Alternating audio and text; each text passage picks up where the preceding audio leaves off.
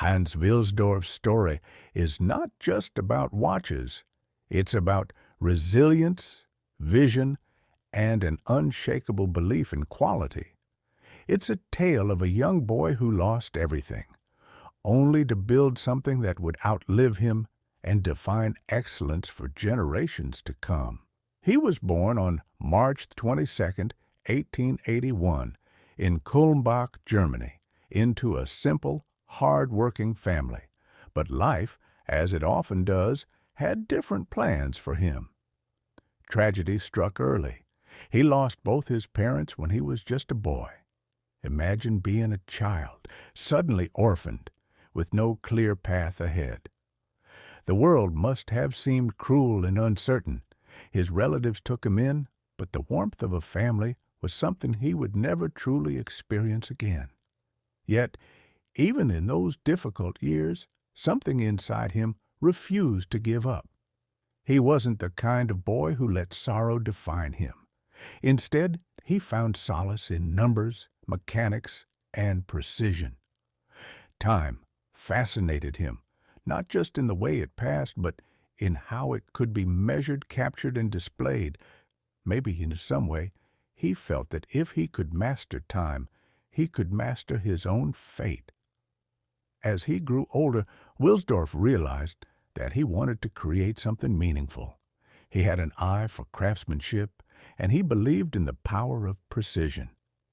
He moved to Switzerland, the heartbeat of watchmaking, and immersed himself in the industry. It wasn't easy. He was just another young man with big dreams in a world that valued experience over ambition. But Wilsdorf was different. He had a fire in him. He didn't just want to make watches. He wanted to redefine them.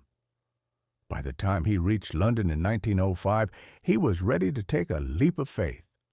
With his business partner, Alfred Davis, he founded Wilsdorf and Davis, a company that imported and sold Swiss watches. At the time, wristwatches were seen as delicate and unreliable. Pocket watches were the standard, and many dismissed the idea that a small watch on the wrist could ever match their precision. But Wilsdorf had a vision. He wanted to change the way people thought about timepieces.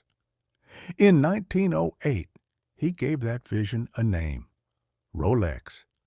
He chose it carefully, testing different combinations of letters until he found something that was short, elegant, and easy to pronounce in any language. He wanted Rolex to be universal, timeless, just like the watches he planned to create. But dreams don't become reality.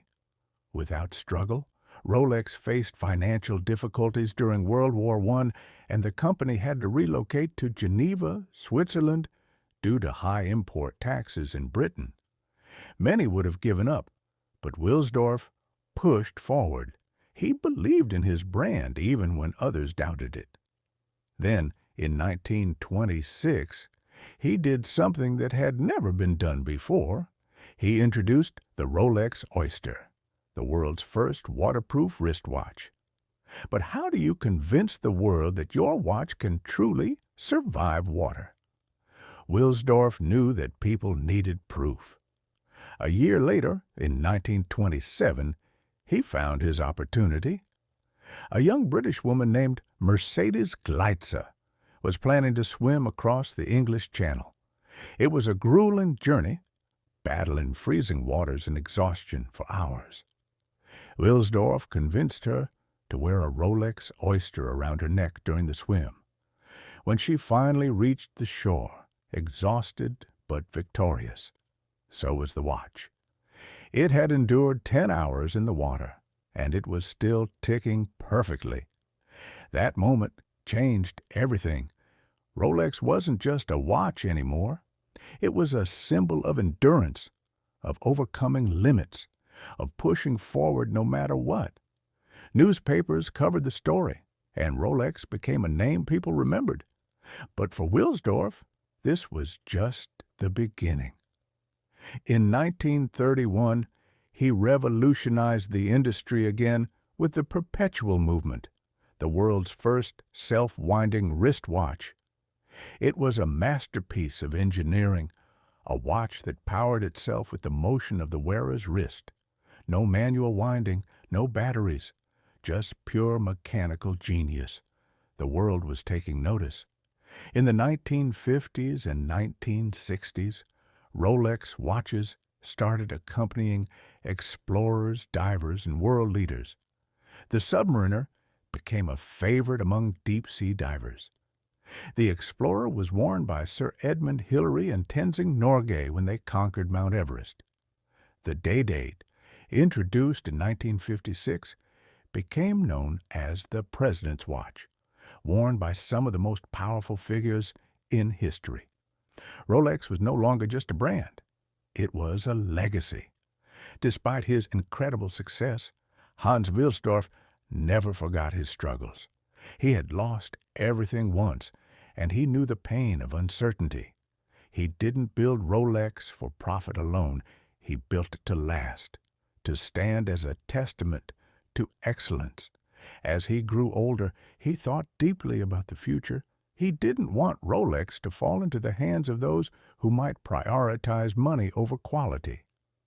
So, in 1960, before his passing, he made a bold decision.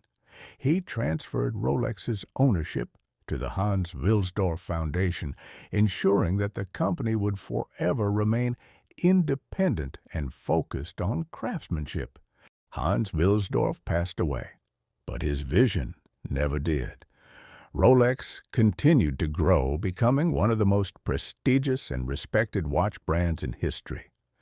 Today, a Rolex is more than just a watch. It's a symbol of achievement, adventure, and timeless excellence, the very things Wilsdorf stood for.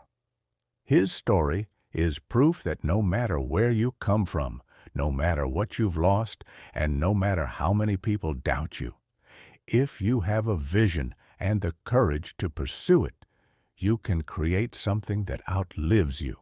And so, time moved forward. But Hans Wilsdorf's name never faded. He didn't just create a watch, he created a legacy. Even today, when someone wears a Rolex, they aren't just wearing a timepiece. They are wearing a story that proves determination, vision, and the pursuit of excellence can make a person immortal. Hans Wilsdorf may be gone, but his dreams live on with every ticking second.